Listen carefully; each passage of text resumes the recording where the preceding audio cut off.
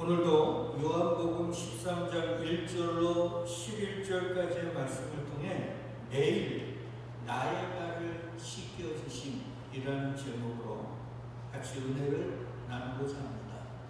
누가 우리의 발을 씻겨주실까요? 내 배우자가 씻겨줍니까? 내 자식들이 씻겨줍니까? 아니요. 우리 주님께서 우리의 발을 날마다 순간마다 씻겨주신다는 거예요. 그것이 어떤 의미가 있는지를 이 세족식의 장면을 통해 저와 여러분들이 반드시 깨닫고 돌아가야 돼요. 아주 중요한 얘기입니다. 날마다 우리의 발을 씻기신다는 그 의미가 어떤 중요성을 갖고 있는가, 그걸 꼭 기억해야 돼요. 자, 예수님이 식사를 하신 후에 갑자기 일어서셔서 옷을 벗으시고 띠를 허리띠 있죠. 수건으로 허리띠를 하고 제자들 발 앞에 물을 떠다가 제자들 발 앞에 무릎을 꿇고 그들의 발을 씻깁니다. 그러다 순서로 오다가 베드로 앞에 딱 오니까 그 몇 명은 씻었겠죠. 성경은 안 나와요. 몇 명은 안 나오는데 몇 명은 씻고 베드로에서 딱 순서가 되자 베드로가 자기의 발을 내밀었어요. 거절했습니다. 거절했어요. 아니 어떻게 스승이 제자의 발을 씻길 수 있습니까? 나는 못 씻습니다. 거절했어요. 베드로가 그 거절할 때 이미 몇 명을 씻겼다고 그랬잖아요. 그 사람들을 비웃었을 거예요. 아니 저것들이 제자야? 어떻게 스승이 제자의 발을 씻기는데 한 번 거절도 안 하고 그냥 가만히 있냐? 그런 마음이 분명히 들었을 거예요. 제 생각에는. 그래서 베드로는 주님 못 씻깁니다 이런 얘기를 했어요. 그러자 주님께서 우리 지난주 얘기 같이 공부한 것처럼 내가 너의 발을 씻기지 않으면 너와 나는 상관이 없다. 그 말은 너와 내가 하나가 아니라는 말이에요. 너는 나의 신부가 아니라는 말이에요. 너는 나의 교회가 아니라는 말입니다. 그건 저주입니다. 그러니까 예수님이 발을 씻겨준 자가 누구라는 거예요? 성도요, 교회요, 예수님의 신부. 베드로가 이 말을 딱 듣자 베드로가 뭐라고 합니까? 예수님, 내 발뿐만 아니라 온몸을 씻어 주옵소서. 역시 베드로예요. 요거에 대해서 우리가 한번 오늘 고민하죠. 9절에 보니까 그러죠. 시몬 베드로가 이르되 주여 내 발뿐 아니라 손과 머리도 씻어 주옵소서. 그러자요. 주님이 뭐라 그럽니까? 예수께서 이르시되 이미 목욕한 자는 발밖에 씻을 필요가 없느니라. 그러니까요. 주님은 목욕한 것과 발 씻음을 지금 대비시키고 있는 거예요. 이게 아주 중요한 의미가 있어요. 이걸 꼭 머릿속에 넣고 오늘 설교를 들어야 돼요. 자, 우선 베드로가 6절에 보니까 베드로가 이르되 주여 주께서 내 발을 씻으시나이까.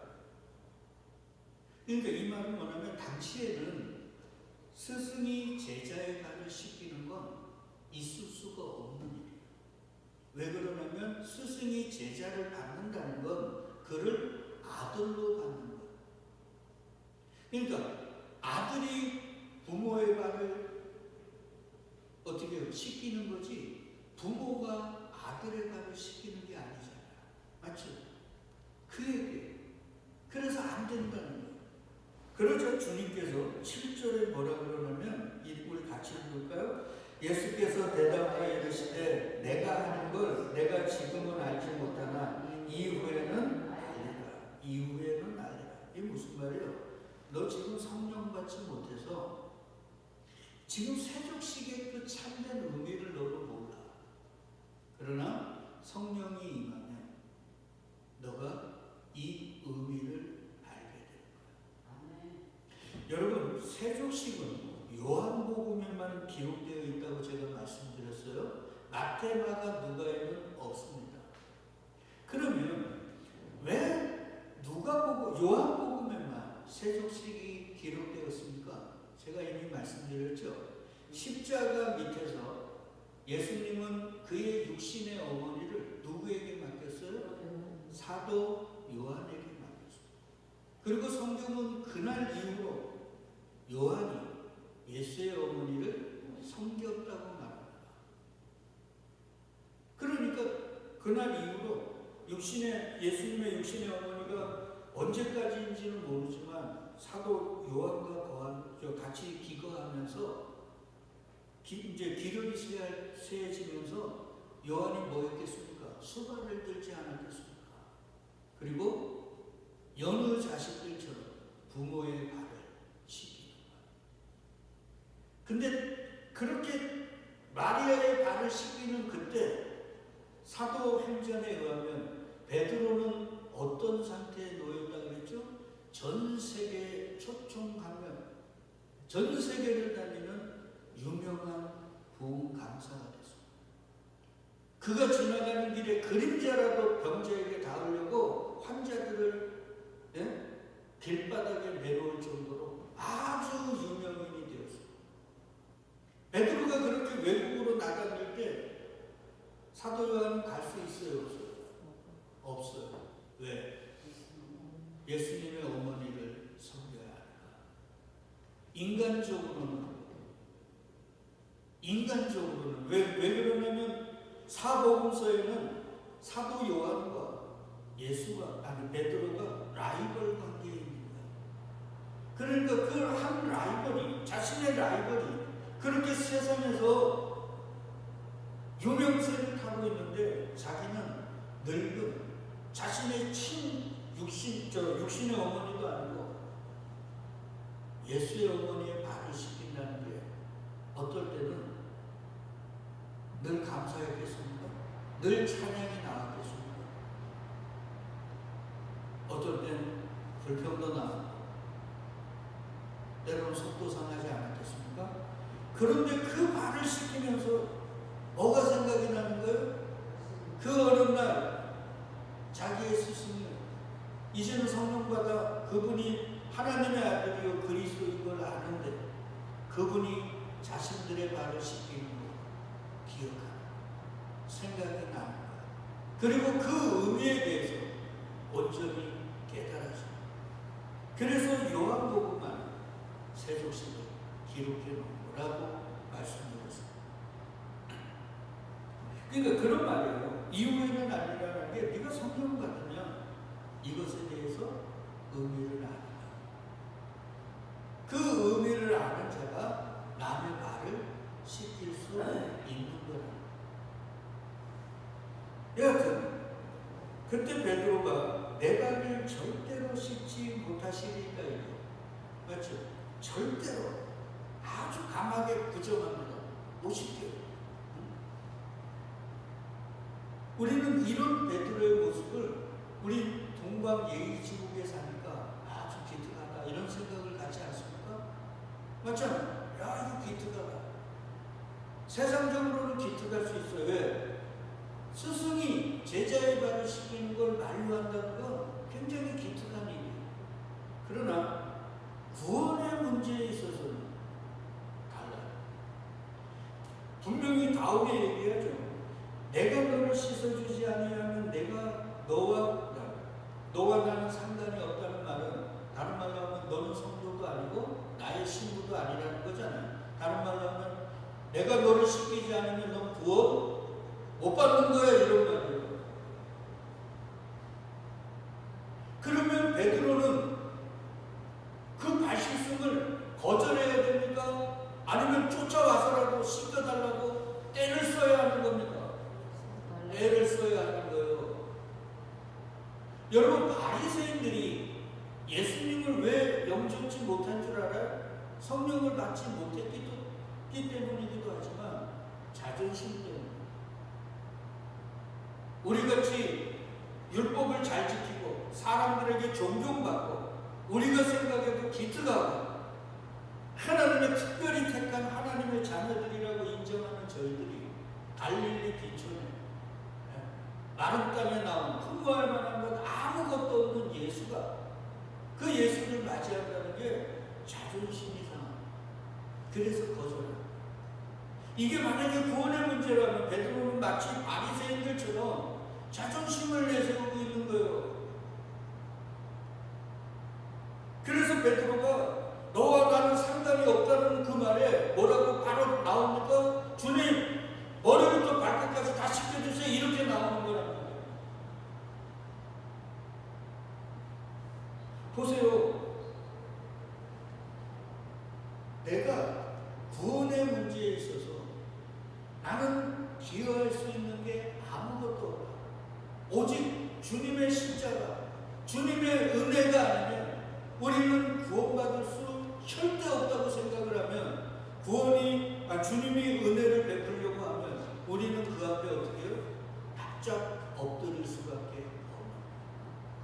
근데 왜 우리는 주님의 십자가 앞에 엎드릴 수 없는가 하면 구원의 문제에 있어서 우리는 뭔가를 할 수 있다고 착각하기 때문에, 아니면 내가 어태신앙이니까, 나는 목사니까, 나는 신학생이니까, 나는 권사니까, 장로니까 하나님의 택한 자라는 그 교만이 주님의 십자가 앞에, 그분 앞에 넙죽 엎드리기 못합니다.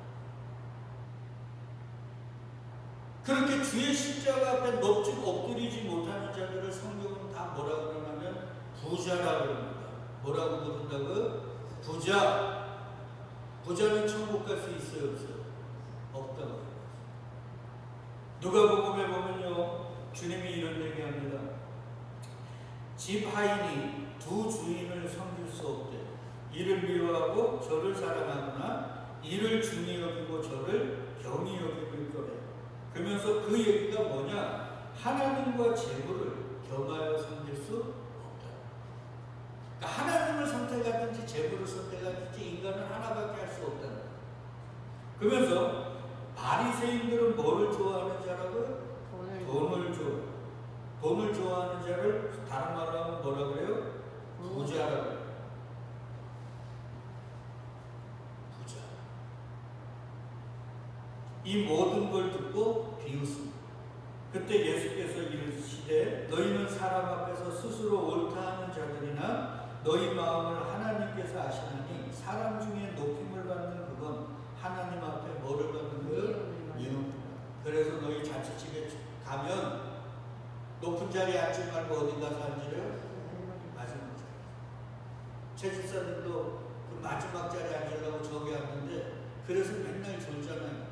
제발 다음 주에는 사랑하는 우리 김춘하 목사님 옆에 좀 앉아요. 항상 말씀은 앞에 나와서 들으라고 그랬어요. 네. 항상 뒤에 있으니까 딴 생각나고 마귀가 좋아하죠. 출애굽을 할 때 아말렉이 누구를 죽여버렸어요? 뒤에 처진 자들을 아말렉이 잡아다가 죽였어요. 하나님은 그걸 갚아주셨죠. 여하튼요, 그러면서 주님이 이런 얘기예요. 율법과 선지자는 요한의 때까지요, 그후부터는 하나님 나라의 복음이 전파되어 사람마다 그리로 침입하는 일. 이게 번역이 잘못됐다 그랬어요. 사람이 침입하는 게 아니라 누가 침입을 해요?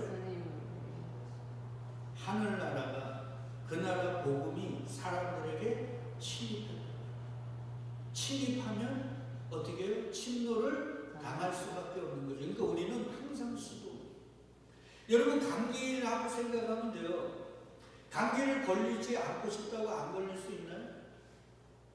그렇죠. 그리고 학생들은 보면, 아, 나 감기 좀 걸려갖고 학교 가기 싫다, 예? 이렇게 했는데 감기도 안 걸려.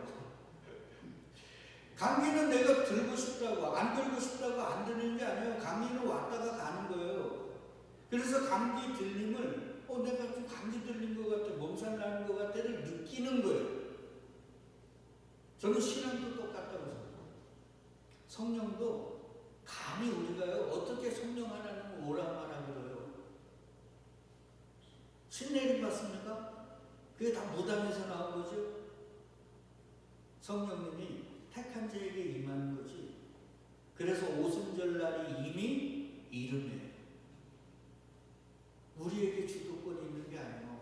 자꾸 이 교만한 인간들은 우리에게 주도권이 있다고 생각하는데 전부 다 만부당한 말씀. 그러면서 주님이 이렇게 얘기해요. 그러나 율법의 한 획이 떨어짐보다 천지가 없어짐이 쉬워. 뭐요? 율법 그대로 이루어진다는 거예요. 그리고 그 율법을 완성하는 건 나라는 거예요. 그 완성이 어디에서 이루어졌어요? 십자가에서. 이 말씀은 뭐예요? 그러니까 너희가 나를 택할래? 재물을 대변하는 세상의 힘을 택할래? 이 말이잖아요. 근데 바리새인은 돈을 좋아해서 예수를 버리고 어떻게 했어요? 재물을 택한 거죠. 근데 사실 따져봐요. 바리새인들처럼요, 율법적으로 그리고 검소하게 근검절약하며 산 사람들이 없어요. 우리 자기를 의롭게 여기는 바리새인과 세리의 기도도 봐도 바리새인이요 1년에 한 번 금식 7월 10일 날 금식하는 그날 제라고 일주일에 몇 번씩 금식했어요? 2번씩 금식해가지고 가난한 사람 구제했다는 거예요.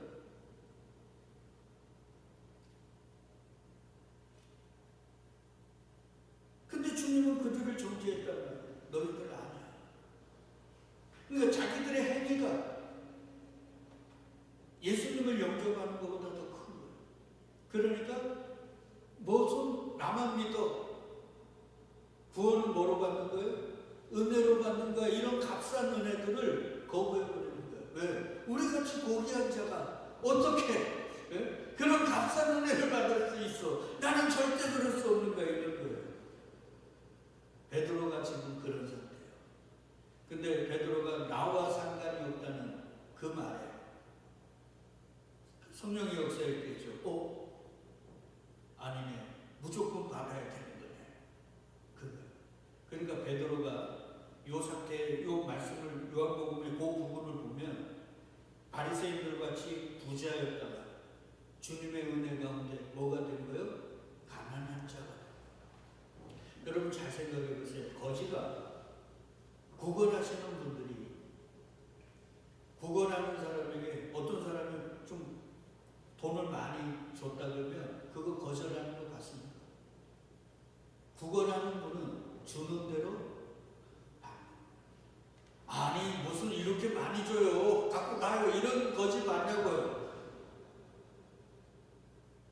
거지는 주는 대로 그게 은혜라. 그러니까 은혜는 어떤 자에게 임하는가? 내가 뭐한 자? 거지라는 걸 아는 자에게 임합니다. 근데 인간이요 스스로 거지가 되는 것 죽음만큼 어려워요.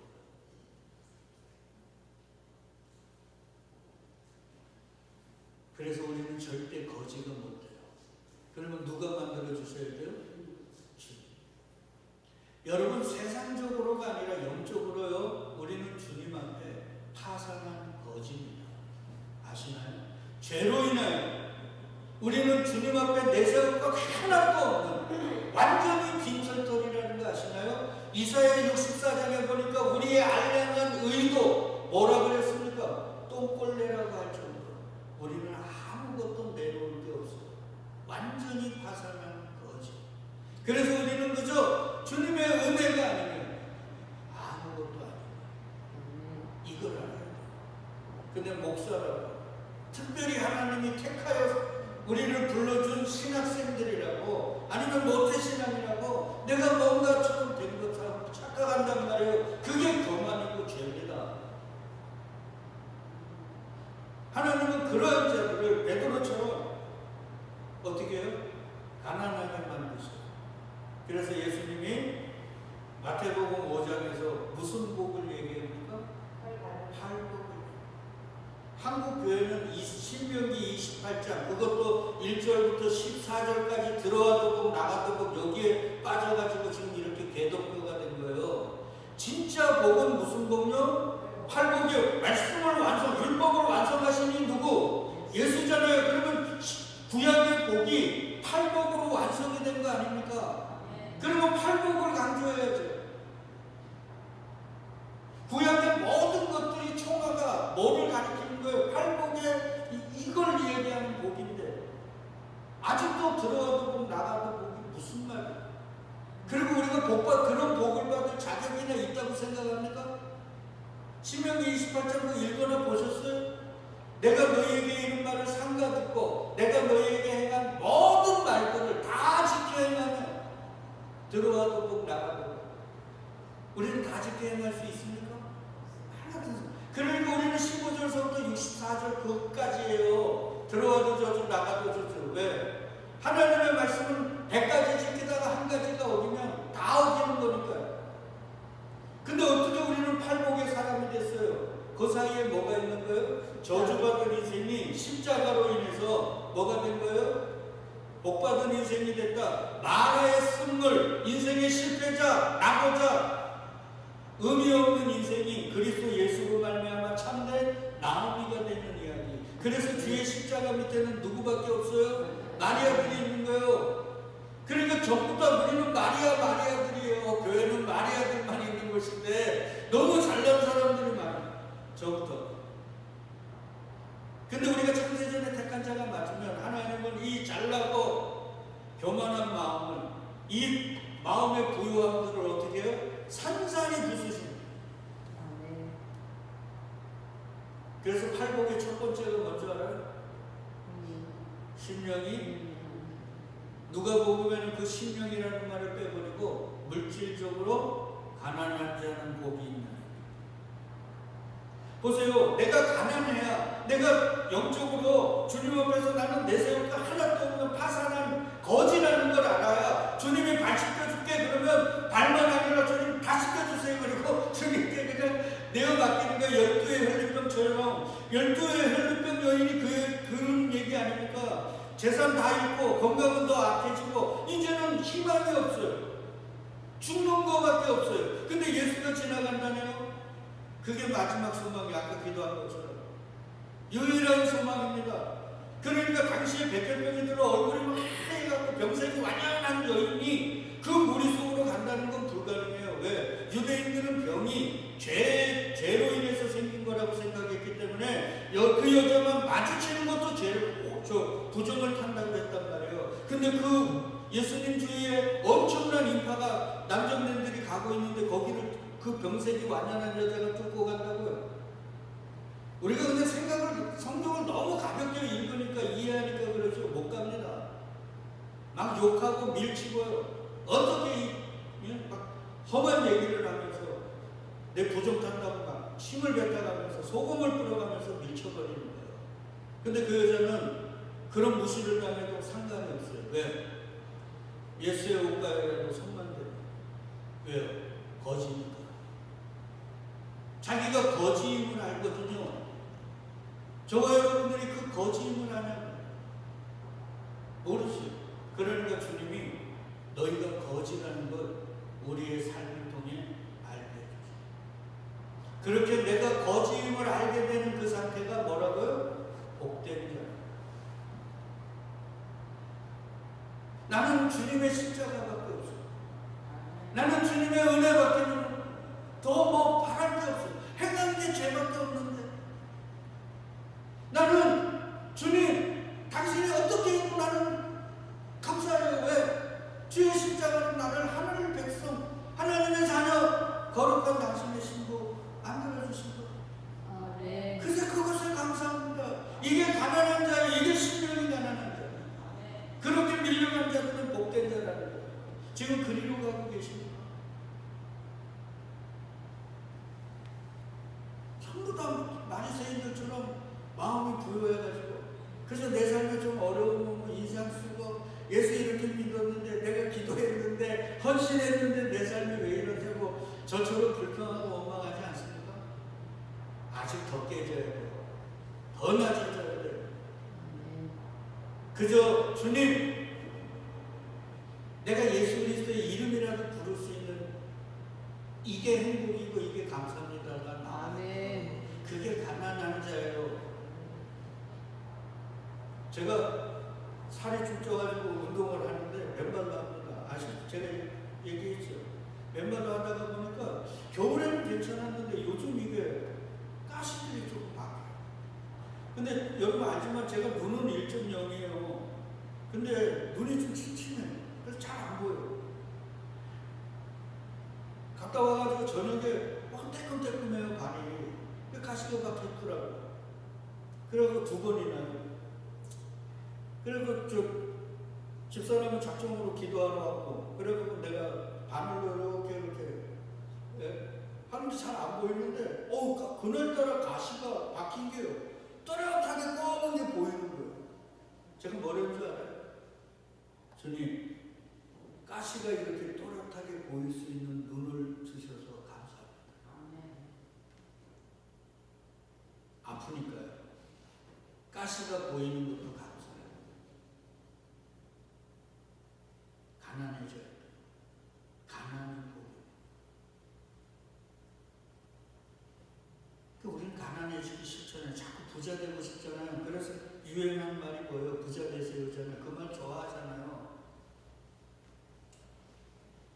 성경은요, 가난이죠. 심령도 세상적으로. 그래야 우리는 주님이 뭘 준다 그래도 그 앞에 그냥 넙죽 엎드려 뭐만 토한다고요? 감사하는 찬양만 터야 되는 거예요. 그걸 못하니까 주님이 우리를 자꾸 낮추는 거예요.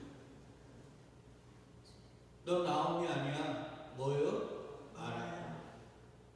그리고 너 마라를 그리스도 예수, 보아스가 상징하는 그리스도 예수에 의하여 진짜 뭐로 만드는 거예요? 나오미로 만드는 거예요. 그때 내가 이분으로 인하여 나오미가 되었구나. 그러면서 뭐가 되는 거예요? 감사와 찬송이 있는 거죠. 그걸 잘 아셔야 돼요. 그래서 베드로는 분명히 못 시켜줘요. 못 시켜줍니다. 막 이러다가 나와 상관이 없다는 그 사이에 성령의 개입 속에 그 부요한 마음, 그 교만한 마음이 탈탈 털리고 이분이 안 시켜주면 나는 큰일이라는 그 마음으로 뭐부터 뭐까지요? 손과 머리도 씻어주옵소서. 이렇게 나와요. 진짜 복된 자가 된 거예요. 저와 여러분들이 이 시대에 베드로가 되기를 축복합니다. 그렇게 심령적으로 가난해져 예수님의 십자가 앞에 떡죽 엎드릴 수 있는 그러한 복된 자들 다 되십시오. 그래서 우리 기도해야 돼. 하나님, 내 마음에 아직도 교만과 부요함이 있습니다. 저를 철저하게 낮춰 주시고 가난하게 해주시고 그래서 예수의 십자가만 붙들 수 있게 해주옵소서. 이게 기도잖아요. 근데 그저 우리 기도하는 거 보면 하나님 조금 더 우리 자식들도 그렇고 저도 그렇고 조금 더 주세요. 아니란 말이에요. 자, 계속하자고요. 예수님이 10절에 보니까 베드로가 손과 발 머리까지 다 씻겨달라 그러니까 뭐라고 얘기하냐면 예수께서 이르시되 이미 목욕한 자는 발밖에 씻을 필요가 없느니라 이 말이에요. 그러면서 다는 아니니라 다른 여자에 대해서는 말씀드렸어요. 자, 그러면 목욕은 이미, 그러니까 목욕은 언제 한 거예요? 지금 한 거예요? 과거에 한 거예요? 지금이 아니라 과거에 한 거예요. 이미니까. 그러니까 지금 예수님의 발 씻기는 그 세족식의 현장 전에 이미 제자들은 목욕을 하고 온 거예요. 맞죠?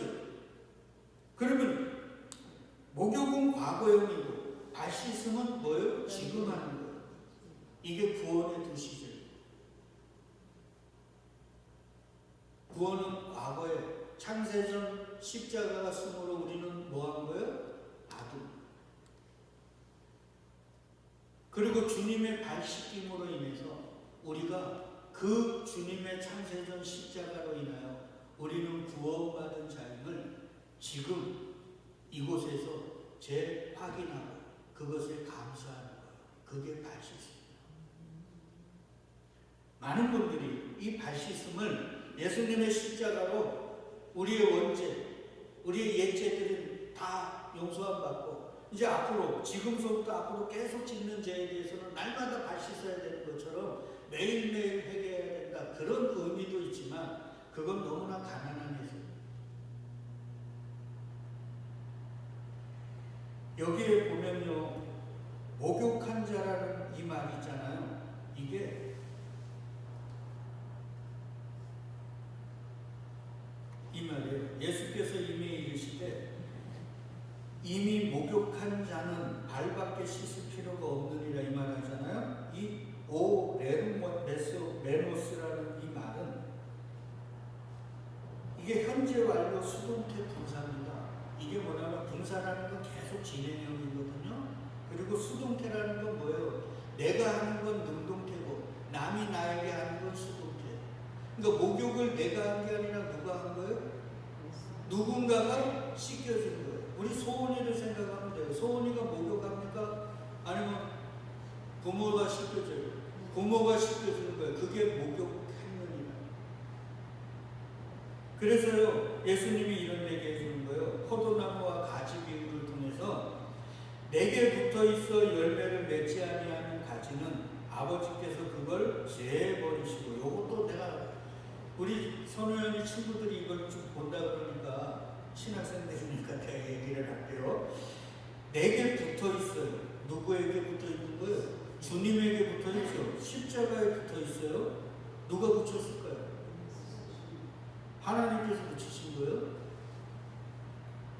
하나님이 예수에게 붙어 있으면 열매 맺을까요? 못 맺을까요? 맺어요. 그러면 열매를 맺지 아니하는 가지는 아버지께서 그걸 제거해 버리신다고 하면서, 야 너희 예수 믿고 교회 다닌다면, 너희 잘못한 행동하면 너희 버림받을 수 있어, 이런 말이에요. 소금이 맛을 잃으면도 그런 의미라고 그랬죠. 맛을 잃는 소금이 소금일 수가 있어요, 없어요? 소금은 천년이든 만년이든 그 맛을 잃어버릴 수가 없는 거예요. 그러니까 맛을 잃어버렸다는 건 너희는 원래 소금이 아니라는 거예요. 소금이 아니라는 거예요. 그러니까 밖에다 버려버리는 거죠. 소금이 아니니까. 그런 의미란 말이에요, 성경은. 그러니까 주님에게 붙어 있으면 무조건 열매를 맺는데 열매를 못 맺을 수가 없어요. 그래서 어떻게 한다는 거예요? 아버지께서 그걸 제거해 버리신다는, 이게 아이로라고 했습니다. 아이로가 무슨 뜻이라고 했어요? 햇빛 잘 받도록 그 가지를 들어 올리는 거예요. 어떻게 하도록? 열매 맺으라고. 그러니까 주님에게 붙어 있으면 어떻게든 열매를 맺는다, 못 맺는다? 맺는다, 이 말이에요. 그러면서 주님이 3절에 뭐라 그래요? 너희는 내가 일러준 말로 이미 깨끗하여 졌어. 그러니까 제자들이 목욕을 해서 깨끗하게 된 걸 주님은 이렇게 얘기하는 거예요. 너희는 내가 일러준 말로 목욕을 해서 어떻게 됐다고요? 깨끗하게 됐어.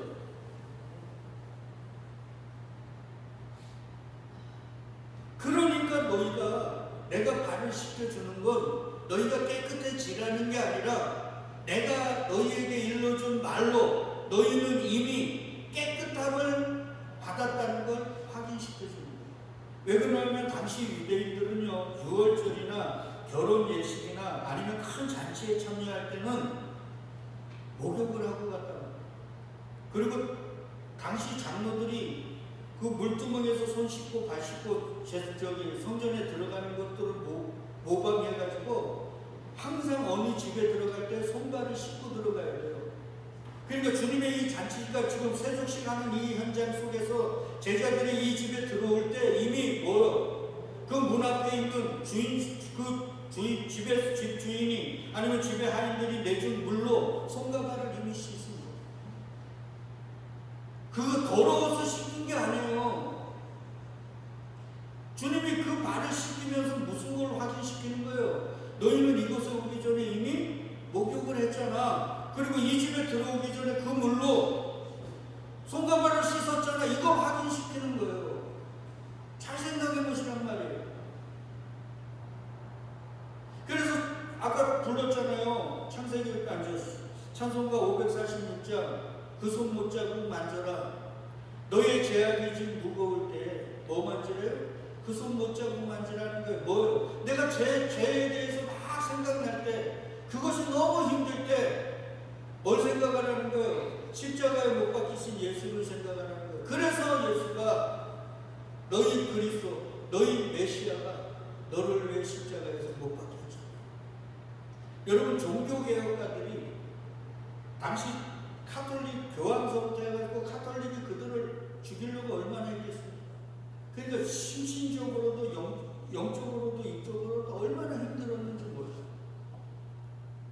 마틴 루터나 장로교를 만든 칼빈이나 다 정신쇠약자들이에요. 그래서 기도하다가 보면 막 환상이 보이고 마귀가요, 그 마틴 루터나 칼빈 같은 사람들의 그 죄악들, 그들의 감상, 그 사악함들을 막 폭로해내는 거예요.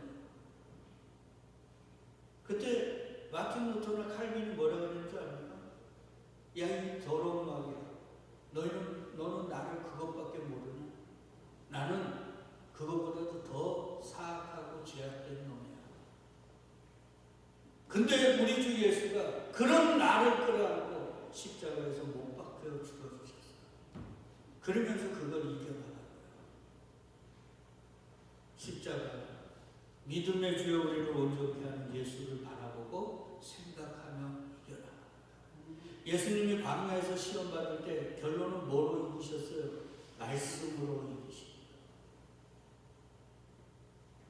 그러니까 주님이 지금도 저와 여러분들에게 말씀을 통하여 우리의 손과 발을 계속 뭐 한다고요? 씻겨주시면서 뭐를 확인하는 거예요? 그래서 내가 너를 끌어안고 십자가에 못 박혔잖아. 이걸 확인지. 여러분, 제자의 발을 씻길 때 뭐가 필요했어요? 물이요. 성경은 물을 진리라고 해요. 진리는 말씀입니다. 맞죠? 그래서 우리 다 배웠잖아요. 내가 니고데모에게 물과 성령으로 같은 말을 하냐? 물과 성령으로. 살리는 건 영이니 육은 무익해. 내가 너희에게 이른 말이 영이요 생명. 다 같은 말이에요. 그러니까 성령을 통해, 말씀을 통해 주님은 우리의 발을 지금도 씻기고 계셔. 뭐를 확인하라고? 십자가를 확인하라고.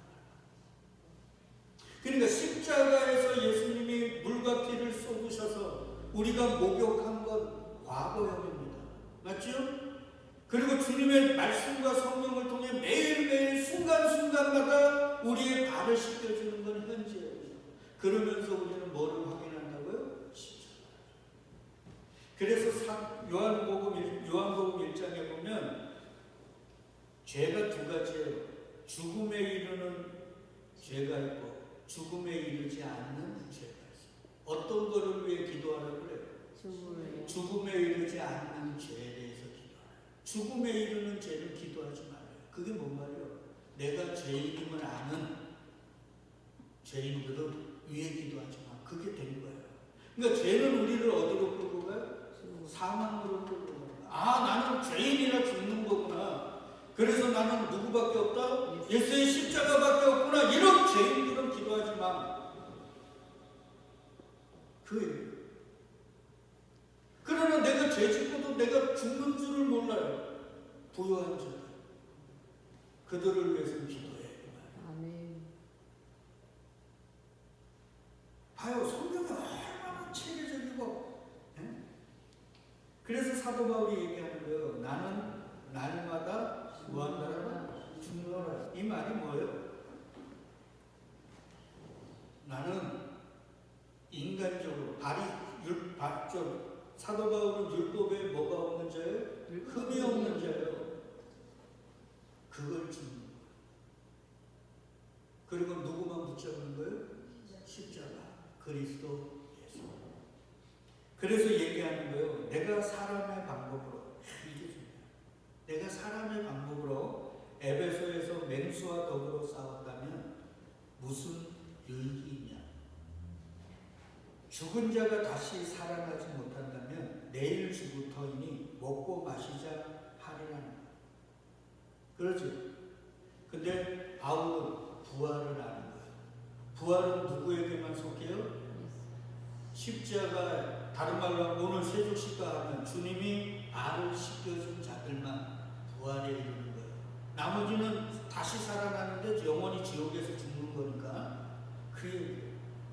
나는 이걸 믿는다는 거예요. 그래서 사람의 방법으로 싸우지 않는다. 율법주의자들이, 인본주의자들이, 세상의 힘의 논리를 가진 자들이 나를 대항하고 무시하고 조롱하고 인격적으로 아니면 언어적으로 나를 살인할 때 바울은 그걸 그게 나를 부활로 이르지 않는다는 걸 알기 때문에. 원래 바울은 율법에 부여한 자였거든요. 흠이 없는 자였거든요.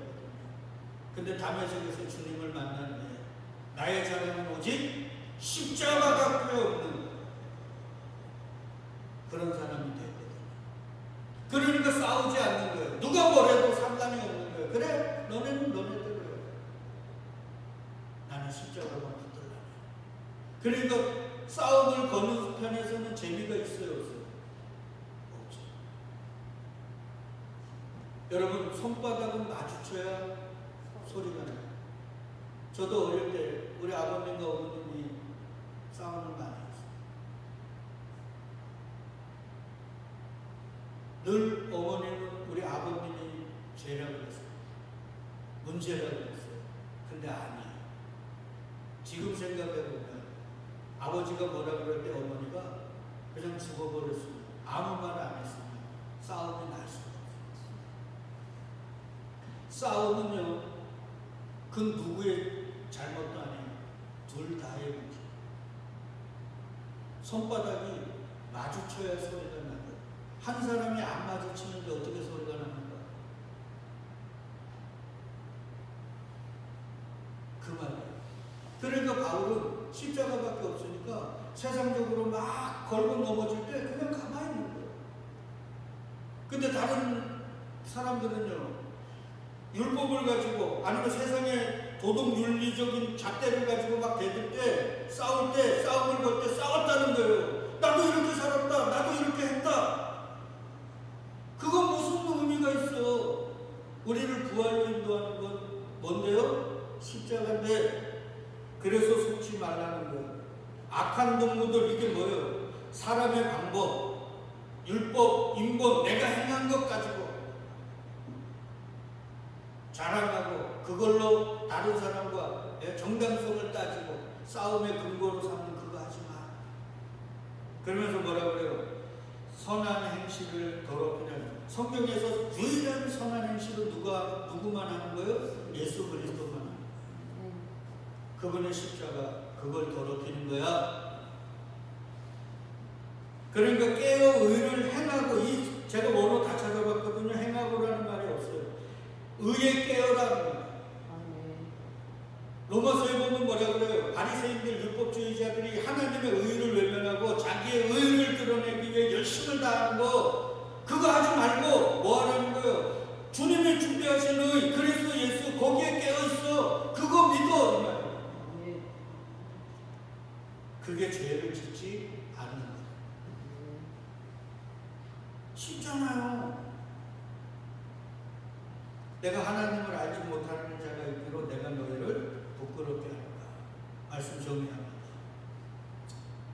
주님이요, 오늘도 말씀을 통해, 성령님을 통해 저와 여러분들이 말하십니다. 어떨 때는 남에게 얘기할 수도 없는, 남이 알기라도 하면 너무 두려운 것들을 주님이 폭로해 주십니다. 그때 우리는 내 속에 마귀가 드는 거야. 아이고, 내가 기도 많이 안 해서 그래. 이리로 가면 안 돼. 그게 우리의 모습이에요.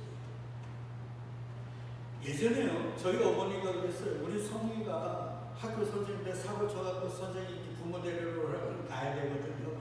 안 가면 안 될 거고 잘리니까. 어머님이 가시면 늘 선생님하고 할 때 말하는 말이 있어요. 아, 우리 성희는 좋은데, 착한데, 친구 잘못 만났어. 그 친구들하고 먹지 말아야 술 먹어가지고 싸웠다고 사고쳤어요. 선생님 제발 용서해 주세요. 맞습니까? 뭘 또 아니에요. 그게 아니에요. 술이 제가 얼마나 나쁜 놈인가를 들추어내는 거지, 술이 그 사람을 그렇게 만든 게 아니에요. 노아가 술 먹어갖고 옷 벗은 게 아니에요. 그는 원래 죄로 인해서 부끄러운 자였어요. 그게 술로 드러난 거예요. 그래서 노아가 잘난 게 아무것도 없는 거예요. 노아가 살아난 건 하나님께 뭐를 받은 것밖에 없어요? 은혜를 받은 것밖에 없음을 성경이 가르치는 거예요. 그러니까 죄들을 통해 하나님은 우리가 죄인임을 얼마나 사악한 자를 폭로해 내실 때 어떻게 해야 돼요? 두려워하거나 아닌가 봐 나는 이러지 마시고, 그래서 누가 우리 주 예수 그리스도가 십자가를 지셨네 그러고 그 십자가를 꼭 붙들면 되는 거예요. 그게 매일매일 우리의 발을 씻겨주신다는 의미입니다. 그러면서 그래서 주님이 나를 위해 십자가 지셨지. 그래서 예수님이 나 같은 놈을 위해서 그 치욕과 저주의 십자가를 거절하지 않으셨지. 그러면서 그 십자가를 더 견고하게 붙드는 거예요. 앞으로 우리는 더 폭로당해야 됩니다. 더 하나님이 나를 진짜 심령이 가난하게 만드셔요. 아멘. 그때 그게 잘못됐다고 생각하지 마시고 이게 복이구나 그러면서 그 십자가 더 붙드시라.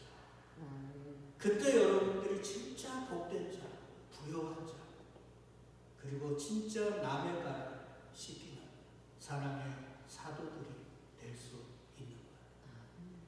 그날이 속히 올 수 있기를 주의 이름으로 축복드리겠습니다. 아멘.